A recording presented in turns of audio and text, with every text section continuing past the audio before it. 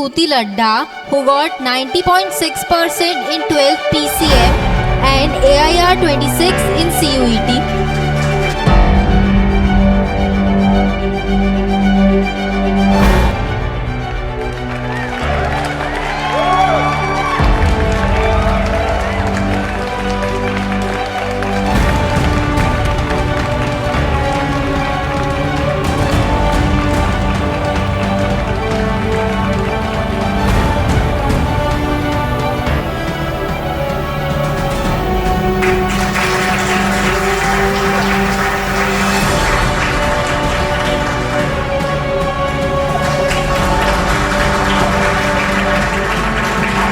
जीजी की भी एक स्टोरी है। सबसे पहले हमारे एक इसके बड़े भैया है कृष्णा भैया, जिनकी आपने रैंक देखी है, 90 रैंक है।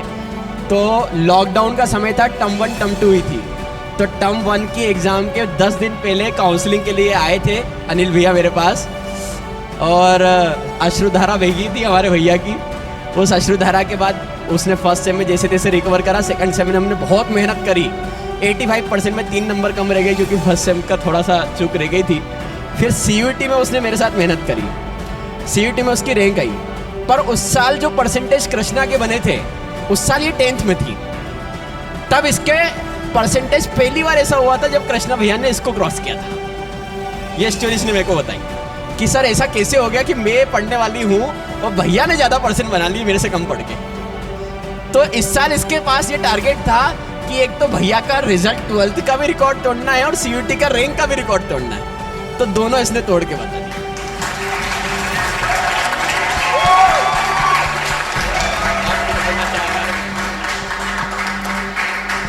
सभी को जय श्री कृष्णा।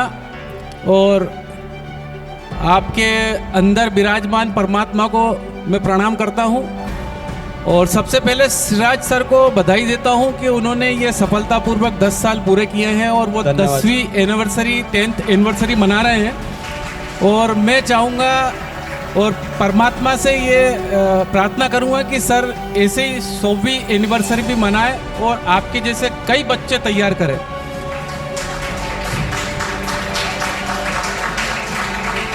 जहाँ तक मुझे याद है, मैं सिराज सर को शायद ये 10 साल से तो नहीं जानता हूँ, लेकिन कम से कम 8 सालों से तो जानता हूँ।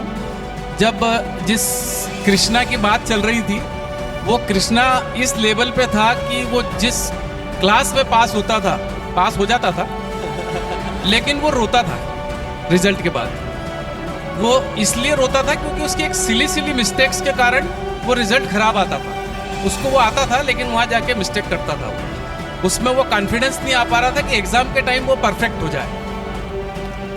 मुझे एक अच्छे टीचर की आवश्यकता थी जो उसको गाइड भी करे, उसको टीच भी करे।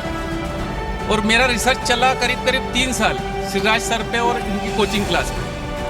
उसके बाद कई लोगों से, मेरे परिचितों से मैंने जो फीडबैक आया, बच्चे भी वहाँ जो पढ़े उनसे भी जो फीडबैक आया, उसके बाद मैंने लाके हॉट सीट पे बिठाया।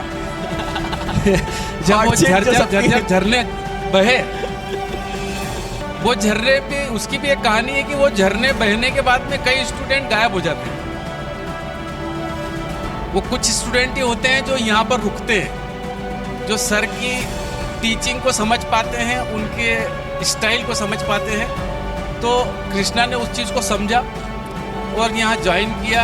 और उसके बाद का रिजल्ट सारा सर ने बतला दिया, वो मुझे बतलाने की आवश्यकता नहीं है।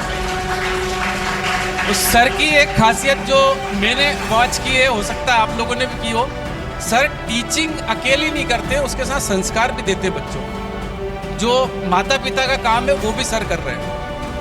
तो हमारे बच्चों को जो है लाइफ टाइम के लिए एक बहुत अच्छा मोटिवेटर, बहुत अच्छा मार्गदर्शक मिल गया है, जिस कारण से हम फ्री हो गए इन द सेंस ये नहीं है कि बच्चों को हम ध्यान नहीं देंगे, लेकिन कम से कम ये है कि हम काफ़ी हद तक फ्री हो गए कि हमको कोई भी समस्या या बच्चे को आती है तो श्रीराज सर बैठे हुए।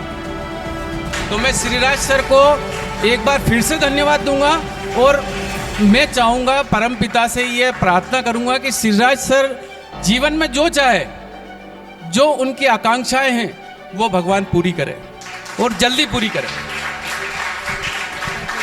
बहुत धन्यवाद साहब, भगवान को भेजना।